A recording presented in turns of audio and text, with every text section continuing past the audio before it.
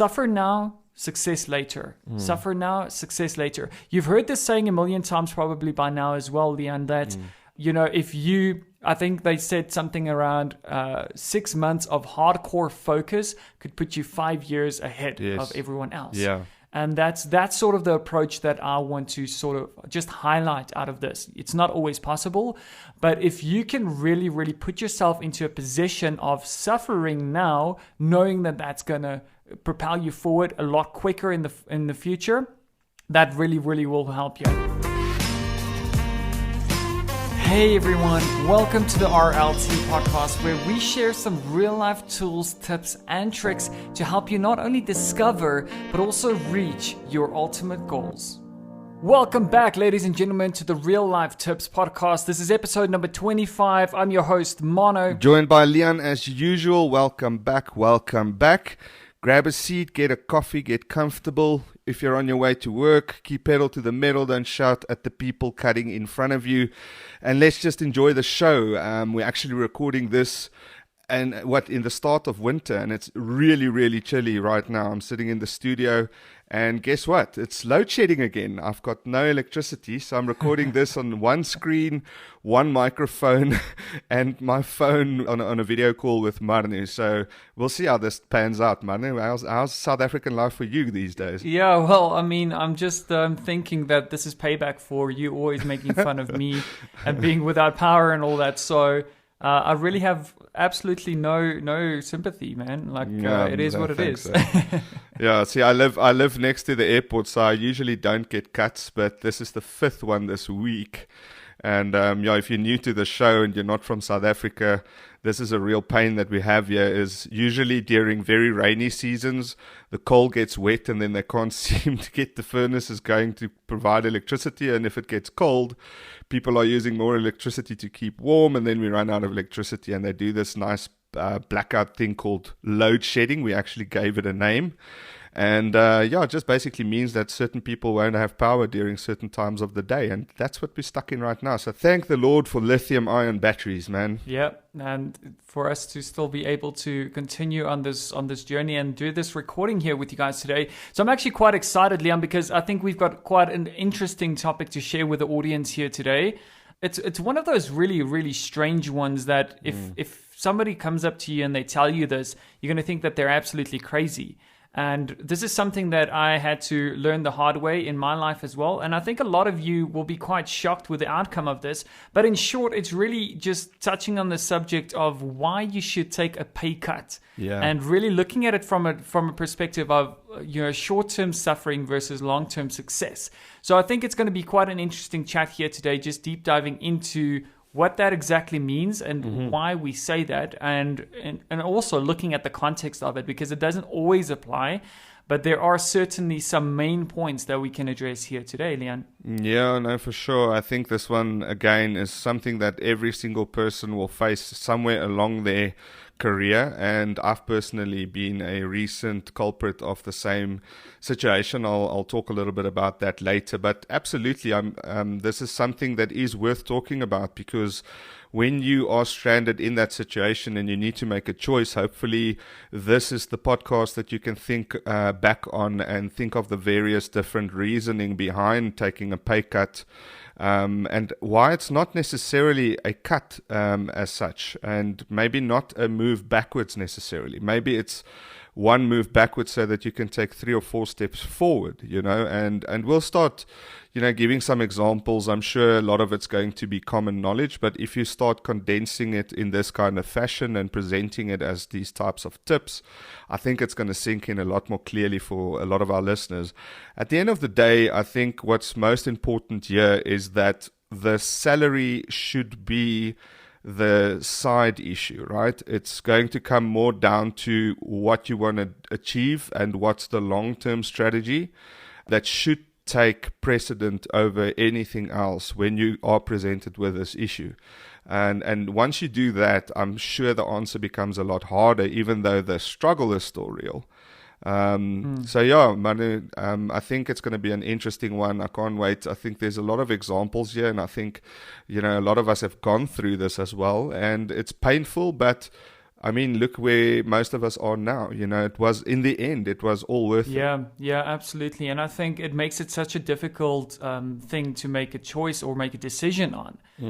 Primarily because we're always geared towards growth in every aspect of our lives. We all want to live better lives. We all want to be able to provide better for our families, for those people around us, for ourselves. We want to show the world that we're making progress.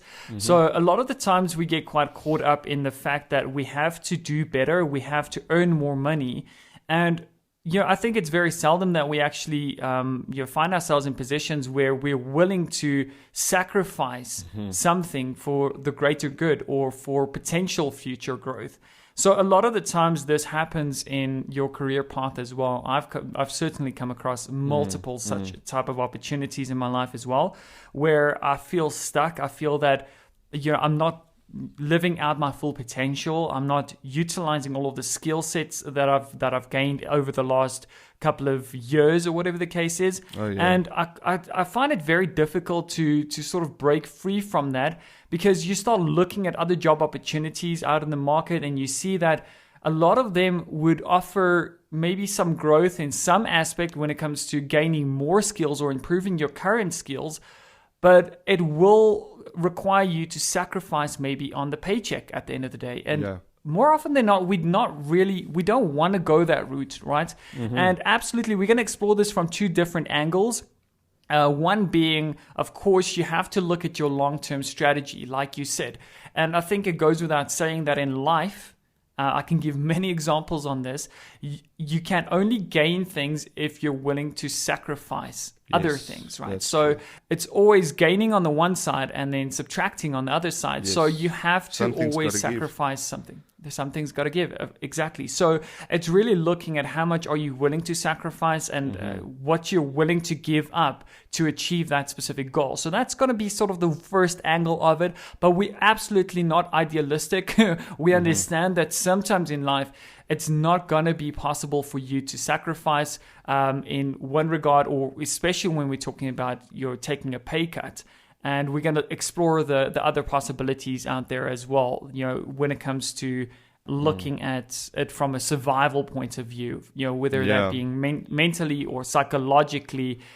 Sometimes you have to not only think about the money, you have to think about yourself as well. 100%. There's 2 points that needs highlighting. The one is more of a forced situation and you have to do it. Actually, there's maybe 3. So it's either forced, or it is something that you do for your own mental health, or something that's good for you because it's maybe where you are is not good to you. And the other one is for future reasons, for a step back in order to make something else fall in place. So I mean, maybe we can start with a little bit of a story from my side. So I've actually mostly experienced an upwards trajectory as far as financial growth is concerned, and obviously once you're in that trend, and obviously there's different types of growth. Some years you go through a spurt, and maybe some years you get promotions, and you grow at quite a rapid rate when you enter the job market. You start very, in my experience at least, you start earning like very little, but you grow extremely quickly, and then it starts to kind of taper off after, let's say, 30-ish or so on. But in your mid-20s, you really do accelerate. And when you have that kind of acceleration, going backwards is like absolutely taboo. It's like they can't, there's no fathomable reason why you would do that, because as you grow, and we all know this, you also enhance your lifestyle. And you take on more debt. Maybe we talked about debt, or maybe you don't just take on more debt, but you just take on a lot more responsibility. So you get good debt, like a vehicle or a house or a property or something like that.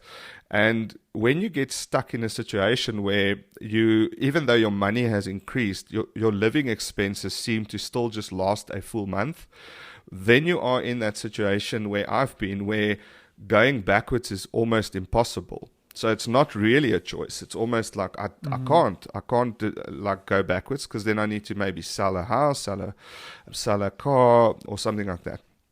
So I've actually been in a situation where I've written about this on our blog, actually, if you want to go read it on rltstudios.com. The person there in third person I refer to is actually myself, where, I spent a good couple of years at a company, really enjoyed myself, upwards trajectory, multiple promotional salary increases upon just normal increases, and then it all just came crashing down. One year it's a big company, international business, and they started with some restructuring that, we caught the tailwind of. But anyways, nonetheless, it's now long gone and it's in the past. But I remember the stress and the amount of headache that I had and how I need to really just shuffle money around and shuffle pennies around and figuring out how to survive on less money. And I promise you, for some reason, and a lot of people will say this, you figure it out, eh? So this, again, we're talking about a big concept here, but in this specific acute concept of needing to stay employed, you do figure it out. You find a way to make the lesser money work for you. There was not a single night that we didn't have food to eat. There wasn't a single night that my kids slept cold outside. Nothing like that. There was just not maybe all the luxury, all the eating out, all the going on holidays and those kind of things. The sacrifices were there. It's like you said, you have to sacrifice. If you want to be a sports superstar, you have to spend 8 hours a day training. You're going to lose that time. You're not getting that time back. But in reward to that, that's going to compile on top of each other and you'll be a freaking superstar. So Manu, I don't know. What do you think? I mean, that's for me one of the important ones. Yeah, it is. It's probably the most important one to start off with. So exploring this from 3 different angles, as you mentioned in the beginning as well, I think that we can take that as point number 1. Sometimes you are forced to take a pay cut. I think that is quite obvious that if you're not in control of a specific situation, you don't really have a choice in that regard. But you do, however, have a choice as to how you approach it and how you react to that specific situation as well. So yes, absolutely. I mean, I've been in similar situations in the past where I've been forced to take a pay cut. Maybe not in the exact same sort of light as you experienced it, but in my case, it was basically giving up the potential of, so let me just put it into clearer context. So I was earning X amount at the one company that I was working for, but there was a potential of earning so much more and maybe some months double what I was earning because of commission structures and all of those type of things, right? And I had to actually, at some months I made amazing bank. Other months I didn't make bank at all. So it was very tough for me. But I had to actually sacrifice in that regard to go for a job that pays less, but more stable. In the sense of, but it's more stable. Yeah. Got you. So yes, you absolutely have to then sort of trim back and cut down, and you're forced into that specific situation as well. So that's the one situation that I can also think of. Before we go on to the next one, another one which is quite obvious right now is, with COVID, there's a lot of businesses that had to cut people's salaries in order for the doors to stay open. Now, obviously, in that situation, it sucks, right? I know a lot of friends, I know a lot of family members that has gone through this. I actually know a lot more than I want to. I was shocked to find out how many people this has happened to, and we were fortunate enough that it didn't happen to us. But that's extremely difficult because that was unplanned. I mean, no one knew that COVID was coming ever in my life. Would I think there would be a worldwide pandemic, and it's now almost 2 years already that it's going on for. In that situation, again, your best option is to kind of try and ride it out, right? Because what's your next option? To just go and sit without a paycheck? So that's a very unfortunate circumstance that cannot really be avoided. And you have to kind of give kudos to these businesses to try and at least keep you and negotiate a lesser salary in order to be able to keep you. A lot of guys would just say, listen, let's cut the heads and keep the salaries as it is. There's a lot of people in South Africa that went through, I think it's section 182, I forget, where they just retrenched tons of people and the rest, they just kept them on the same salaries. And then there's businesses where they halved or 40% decreased everyone's salary so that everyone can Yep. still have a job. So depending on where you fell at that time, that was either a very tough year or an extremely tough year. It was still tough, but you still had a job. Because what do? You can basically go out and basically hold on to your pride and say, you know what, no, I'm worth more than this. I'm gonna go out and I'm gonna go and look for jobs that can pay me at least what I was earning before. The company decided to cut my pay or more than that. But the problem is, in some cases, like you just stated, in some cases, you don't have that time available. You don't have a safety net to fall back on. So you're forced into it. And what it really comes down to is making that decision and saying, you know what, at this stage where I am now, I am going to suffer in the short term, yes.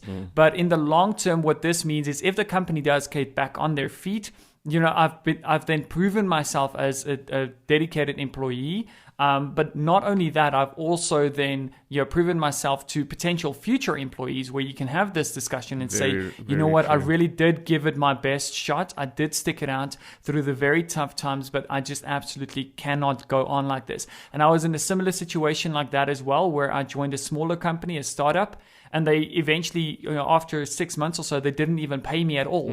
They paid me in drips and drabs, maybe here and there, but not even 5% or 10% of my salary came into my bank account. So again, I was forced to actually, as much as I tried to hold on for as long as possible, this carried on for months, where I had to constantly let my landlord know I cannot afford the rent.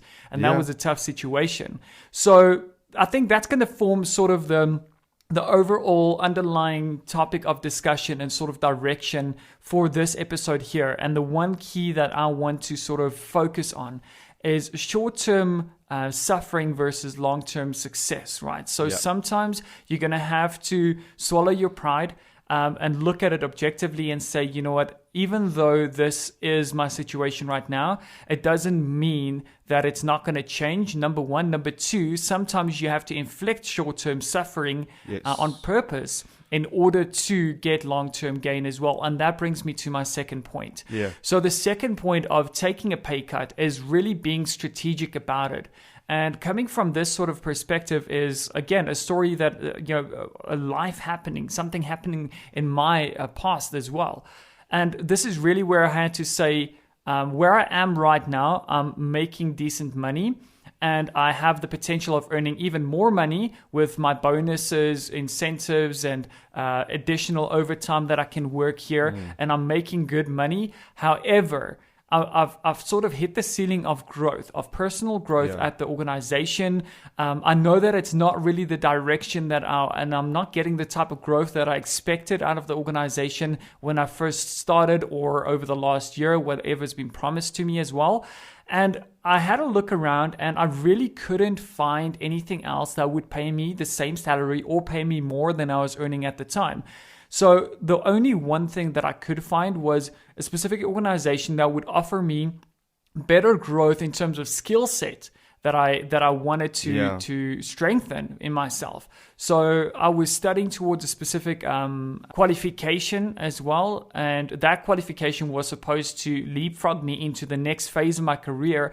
And I wasn't getting that from the organization that I was working at. So in that case there, I absolutely had to analyze my situation. I had to take a pay cut.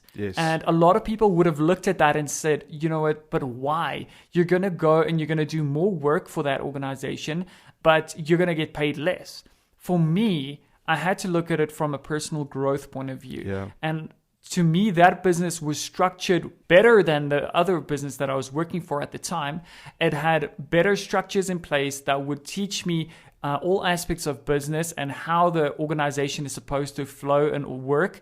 They had processes and procedures, and I was more interested in that and in improving my personal skill set from the people working at that organization than I was interested in earning more money, because I knew in the short term, yes, I will be earning less money, but the skills that I will gain by talking and surrounding myself with the people working at that organization, by learning their processes and procedures and how they implemented them, that will in the long term earn me even more money. And fast forward a couple of years later, that has absolutely proven So true. And it's paid off. It's Yeah. 100% paid off in my life by following that strategy. At the time, I was quite stressed because I thought, looking at this brick wall in front of me, I thought, what if this doesn't work? What if this strategy doesn't work? But let me assure you that, of course, by sticking it out, it absolutely does work. And that's the second point that I want to touch on. Leanne, anything for you? Yeah, no, definitely. I like the way you explained that. I don't think I can really top that example, but it's the teach a man to fish story, right? You can either stay in your position where you are now and get that instant gratification of a good paycheck, but it's hollow. Mm-hmm. It's like a hollow victory, and you don't really go forward. Or so there's a couple of reasons that your situation would have been the best thing to do for you, or the fact that you made that change was the best thing to do. So it's either that you needed more fulfillment, like maybe the business just didn't fulfill you and you were maybe bigger than what they were giving you to do, or the challenges were not big enough. And then obviously, as you said, later on there could be much better advancement opportunity in another business. So you might start maybe as a junior or something, but the ladder is a lot taller. There's a lot more advancement that you can actually make within the organization.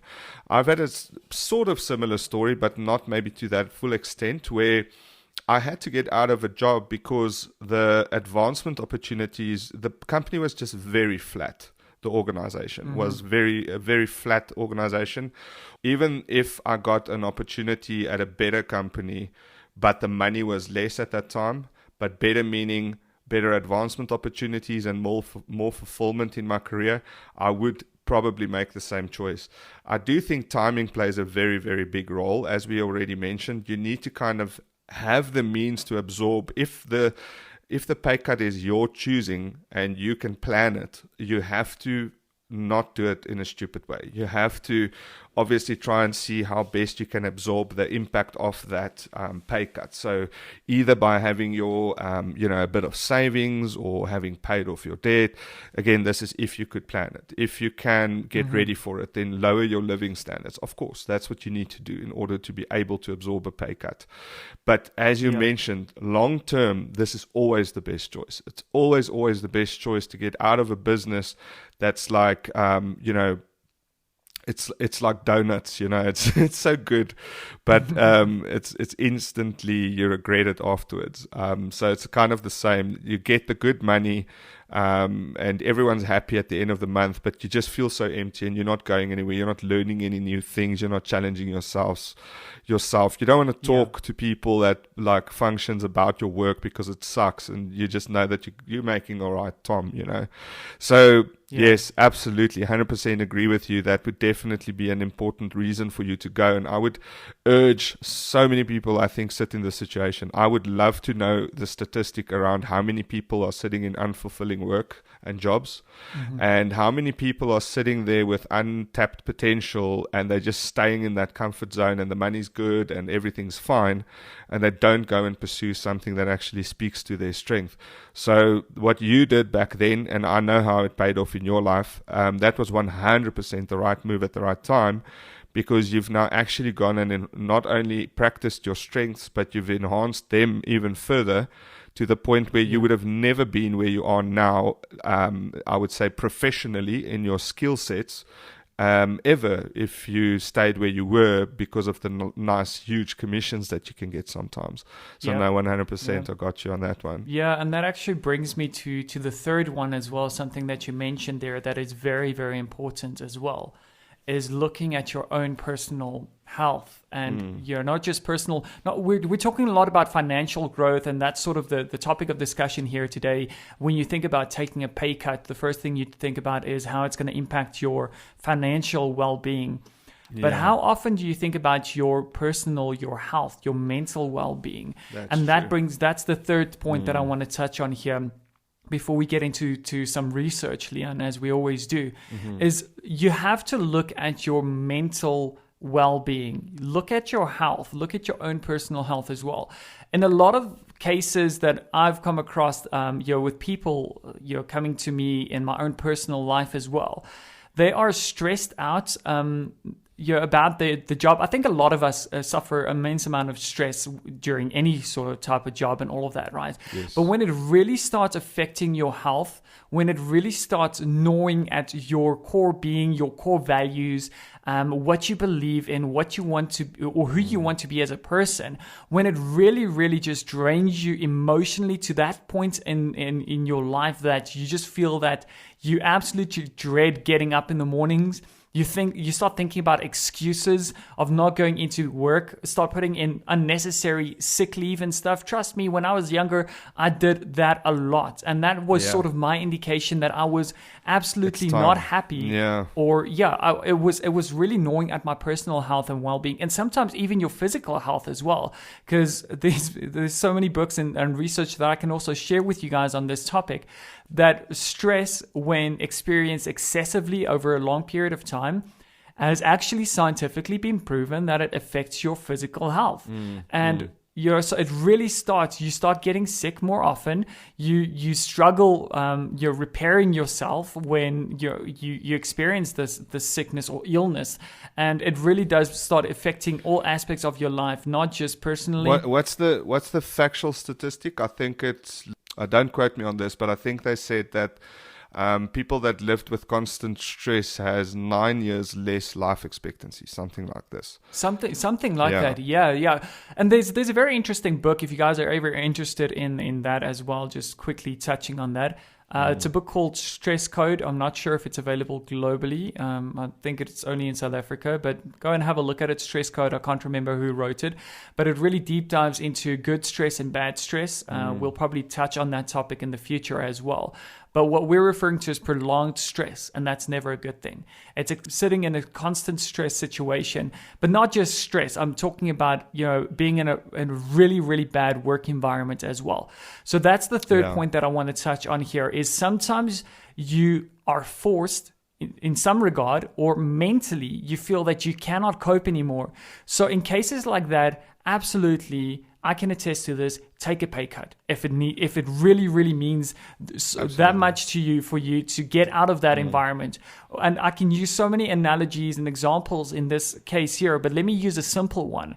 And I'm sure we've all heard this before, that a flower grows better depending on their environment, the surroundings that they're placed in as well. There's been studies done in the past as well. I actually can't remember the exact study, but where they actually had a number of plants, and they planted them in the exact same soil, exact same size pots and everything, exact same seeds that they planted in there. And they actually, it's pretty crazy. I still can't believe this to this day. They wrote words on a label and stuck it to the pot, to the flower pot, or to the plant's pot, right? And depending on the energy of that word, let's say it's a negative or positive word, the flowers actually died, and they gave them the exact same treatment. This entire study was conducted in a controlled environment, and they actually either died or got stagnant in terms of growth. So there's a lot of science behind this, but really I think it comes down to you become what you surround yourself with, your environment, the people. The negativity will start affecting your life as well, and it will start affecting your physical or mental health as well. So in cases like that, absolutely, if you can make it work. And I think in dire situations, we all find a way to make it work with less money, less income. If that means that in the future, we're going to be happier, or we can, just blossom in a better environment as well. So that's the third point that I want to touch on. Yeah, that's interesting. I actually remember that study as well. Very, very interesting. It comes down to work-life balance. If we have to summarize it, that would be a very, very important thing to take into consideration. I remember when I started my career, it feels like 20 years back probably, I couldn't wait to just get so busy that I'd have no time and just get gnawing at this corporate ladder and just make money and get stuff. And, you're very, very hungry in your 20s to like early 30s. Actually, no, I think the hunger stopped almost at about 30. I wouldn't say hunger, but you know what I mean, that extreme hunger. Because at 30, you start looking into like family life and start wanting to take it a little bit slower. But in your 20s, I could not imagine not just constantly being busy with work stuff, so that I can keep on growing, keep on knowing stuff, keep on learning, getting better, climbing the ladder, whatever you want to say about it. But what I realized, and I mean, we both worked at a very intense company at some point, and there's a lot of traveling involved and stuff like that. So there's certain people that can do that, right? They can travel a lot, and it completely doesn't hurt them. It doesn't affect their personal life, their family life, their children, or anything like that. But then we also had another colleague that he was probably one of the highest earners in the team, making also, working both for salary and for commission based on sales and stuff like that.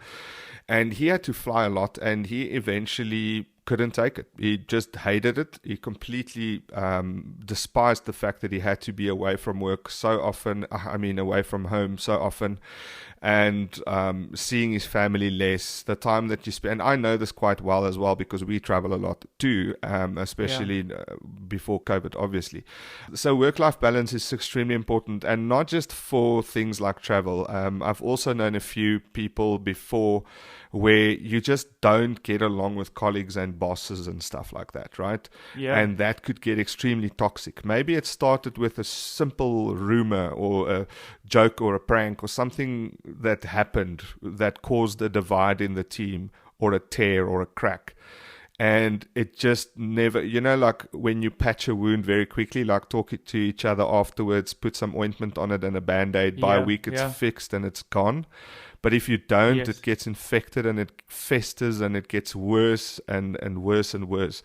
And and that's, sorry, Leon, no, that's actually something that you did very, very well. I remember a time when I just started reporting to you, and we had a meeting and we had a falling out in the meeting, or a misunderstanding.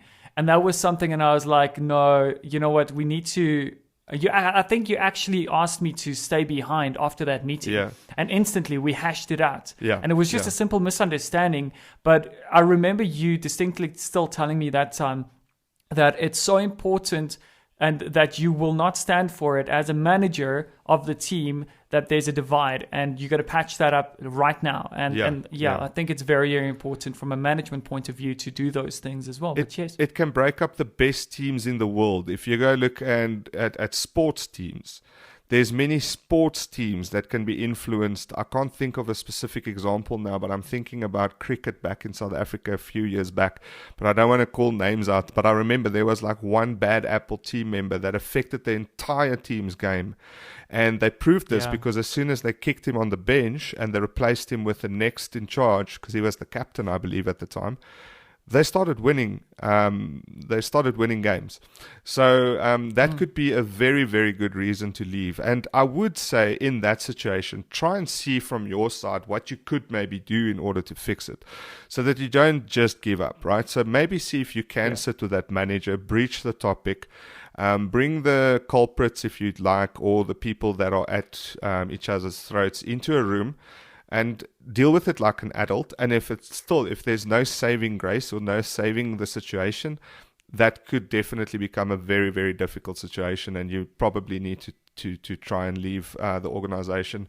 And in that situation, yes, taking a pay cut, maybe not the worst idea in the world. Yeah, looking after your personal health, looking after your personal well-being could be a much better investment in your future growth as well. Leon, I'm quite interested in finding out what the research says. So perhaps you can share some insights, some of the research that you found on this topic, and hopefully that'll provide us with extended visibility into this specific idea. Yeah, look, I mean, the research is almost unanimous, if you can say that. So there was actually a recent survey that was done by a huge talent and acquisition and career development firm. They're called MomCorps. So I don't know if we can maybe put something in the show notes, but they actually found that 45% of working adults, that's just less than half. I couldn't believe it's that many, because I know, especially being South African, how kind of protective we are of our income and things like that, because there's not that much that goes around here. But 45%, this is I assume, in the US, are willing to give up some percentage of their salary just for more flexibility at work. So just having a better work-life balance. So being able to maybe work one day from home, and I'm not talking within the scope of COVID where we're all forced to home, just generally. Or maybe getting an hour extra a day off in order to fetch the kids and spend some time to get the kids and things like that. And they were willing to relinquish nearly 8.6% of their income for this one little benefit. Wow. And can you imagine if you were to roll that out in your company, if you run this company and you know that half your people are going to be more happy if you just give them a little bit more free time and you can pay them less. It's looking at it from wouldn't you do that? Yeah, of course. And long term, that's going to serve the company so much better because you're going to have happier employees. Yes. You're not going to have overworked employees. You're going to literally, I think benefits like that typically outweigh any sort of paycheck, massive paycheck and additional pay and all of that. Not always, but in most cases, people are just, they see that as a higher value item on the list. Yeah, 100%. No, absolutely. So work-life balance, I think, is probably one of the biggest reasons why people take pay cuts. I think, the forced one obviously is quite hectic now during COVID times and so on, but work-life balance and emotional like fatigue and those kind of things is the next. So that just brings me to the last statistic that I want to bring up. They say that, or there was a study done by Chung University, I assume that's somewhere in the East, that 98% of all employees that complained about work-life stress imbalances suffered from strokes or heart problems.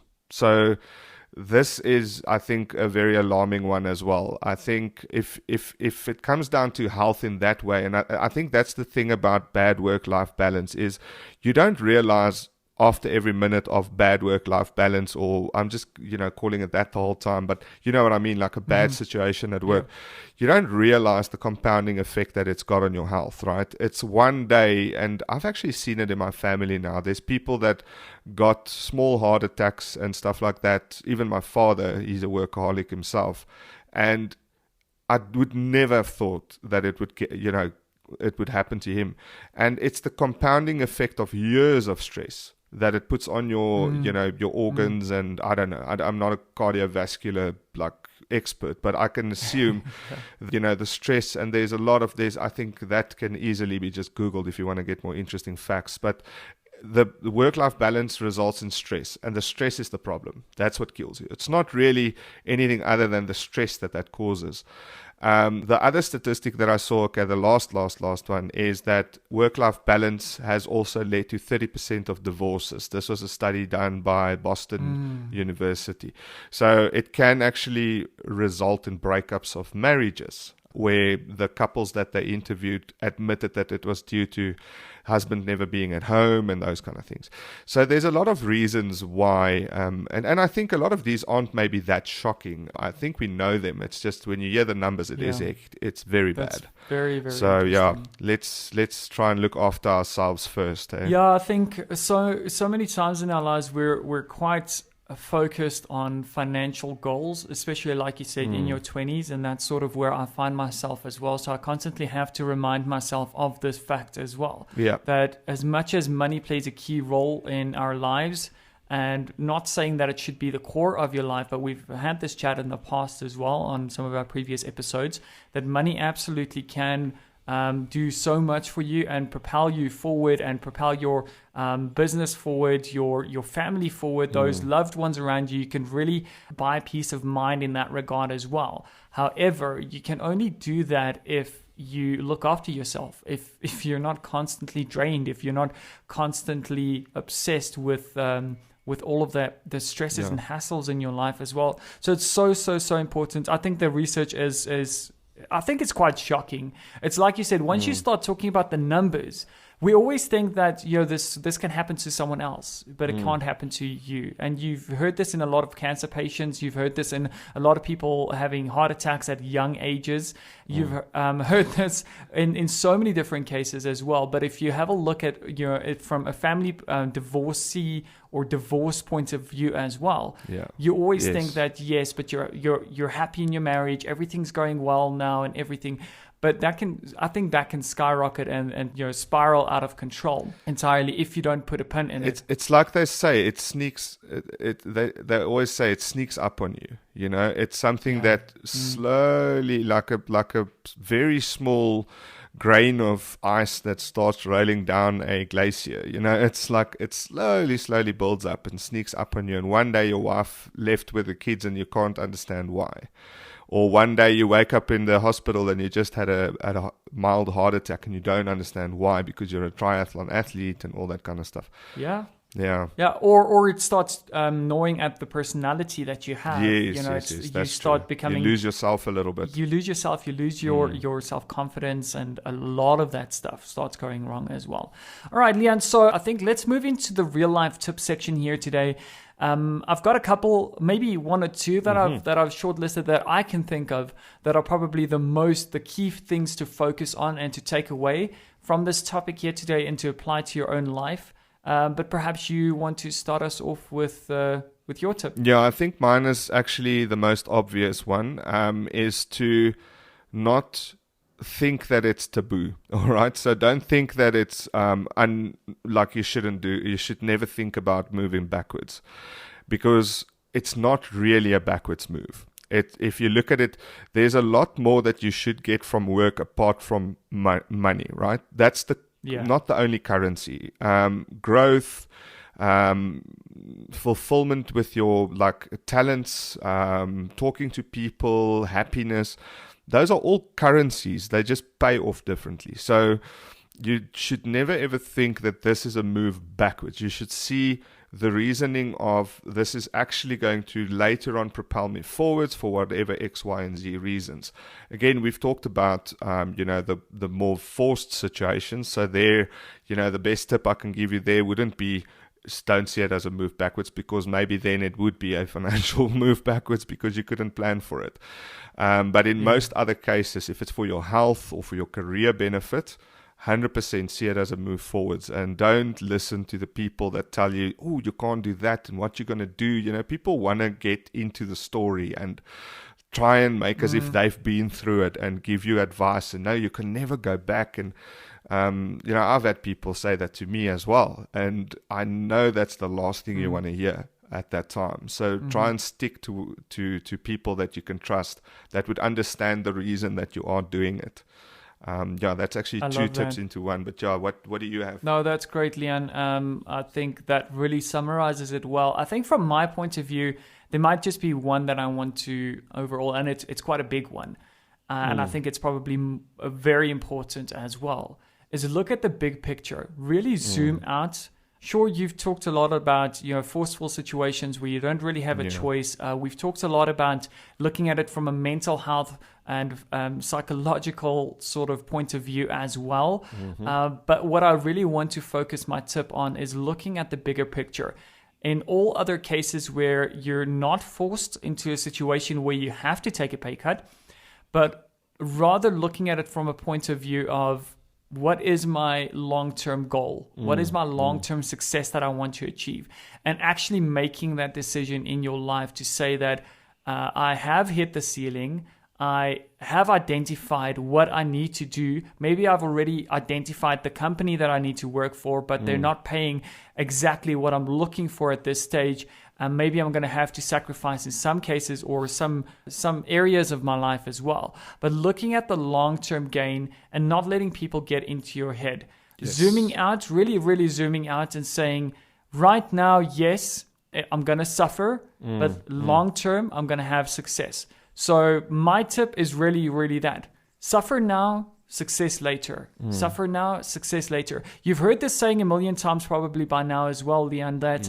I think they said something around 6 months of hardcore focus could put you 5 years ahead of everyone else. Yeah.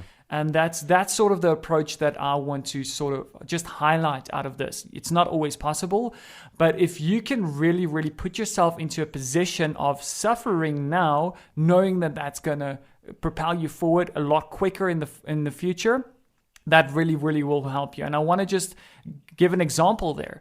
In one specific period of my life, I was sitting in a position where I could comfortably afford everything that I owned, all of the debt that I had to pay off, my rent and everything could have been covered.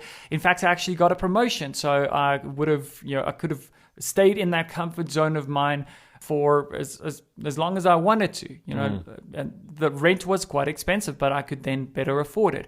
I went the opposite way, and I was young, so I'm not saying everyone do this, but I'm saying look at the story behind it. As I went the opposite direction, I said, even though I just got a promotion, even though I just, I'm going to get paid more, I'm going to move myself into a tiny little place, and my hardcore focused long-term success, I'm actually going to force that into short-term suffering. I'm going to live in a tinier place. I'm going to store most of my furniture, but I'm going to focus on paying off all of my debt, all of my accounts, all of my outstanding loans and all of those things. I want to propel myself forward. So yes, for the next 6 months, I'm dedicating myself to suffering. For the next year, I actually went as far as to dedicate myself to 6 months, but then I found out that 6 months wasn't really that much suffering. Yes, the first 2 or 3 months was suffering, but then you get used to it. I stayed in that place for 2 years, because it was just so simple. You got used to it. And that suffering during those 2 years, so-called suffering, if I could put that in like inverted commas, really, really did propel me forward. So that's my tip. Yeah, that actually kind of ties in nicely with my last tip. For those of you that have been struck by, I don't know, retrenchment or package cuts because of COVID and maybe any other reasons, the best advice that I can give to those, because that's a very, very tough situation, because again, you didn't plan for it. So you might not have anything in the background that can help you ride the wave out. Immediately start looking at your debt, seeing if you can get rid of it. Start looking at what you are spending your most on and what of that is crucial. So, food, water, electricity, health, those kind of things kind of need to start coming first. And then, like you said, just lower your living standards. Forget about the way that things were, because holding on to that's just going to make you depressed. Just forget about that and see it as a temporary problem that you've hit, like a kink in the road. Remember that you're absolutely not alone right now, especially. And completely lower those living standards. Lastly, as far as debt is concerned, call your debt people, wherever you've got debt, and tell them about your situation. Most of the guys are running payment gap schemes and debt counseling schemes and those kind of things, and they won't impact you credit-wise. As soon as you actually start signing up for credit counseling, yes, of course, that could impact you later on. But for example, most of the banks will have 3-month gap periods where you don't have to pay your mortgage and things like that. So speak to the guys that you've got, explain the situation to them, and see how best you can stretch your money so that it can get you through that point, because you will get through that point. I know a few of my mates that took the pay cut and stayed on board with the companies, and in, I think, March or April this year, they let us know that they finally have their normal payback. So they stuck it out, stood with the company. I've got a mad respect for people that can do that. And the company rewarded them. The company started trending upwards again, and with lower running costs, they were able to keep the doors open, and they are starting to make money again as things are slowly opening up.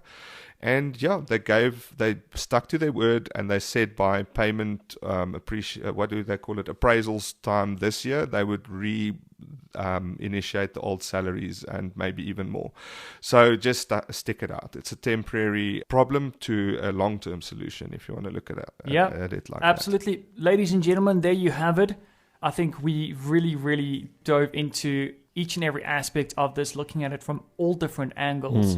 And in some cases, more often than not, it is good to take a pay cut, even though at first when you read this topic, you were probably like, hell no. Cars are crazy. I'm not going to take it. What are you guys trying to do to me here? Yeah, so absolutely keep that in mind. I really enjoyed it. I really enjoy having these chats with you, Leon. It's been such a pleasure. So if you guys are out there, please head over to our Facebook and YouTube channels.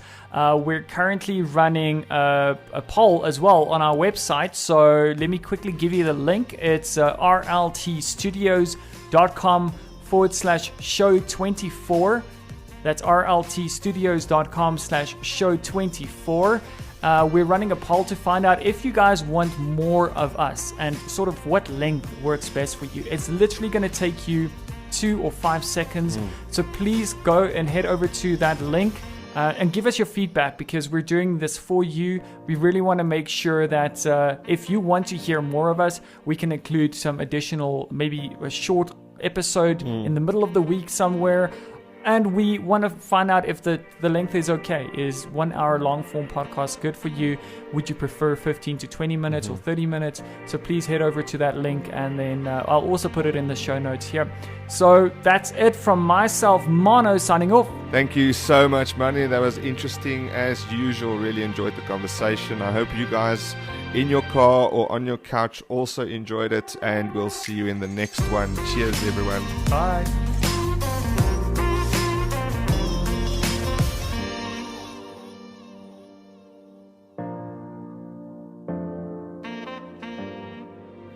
Ladies and gentlemen, thank you so much for joining us on this episode. We really hope that you have found inspiration or motivation from our content this far. If you want to get access to sneak previews to our upcoming shows on a weekly basis, go ahead and subscribe to our YouTube channel or join our Facebook page, where we also share our blog posts and other great content from time to time.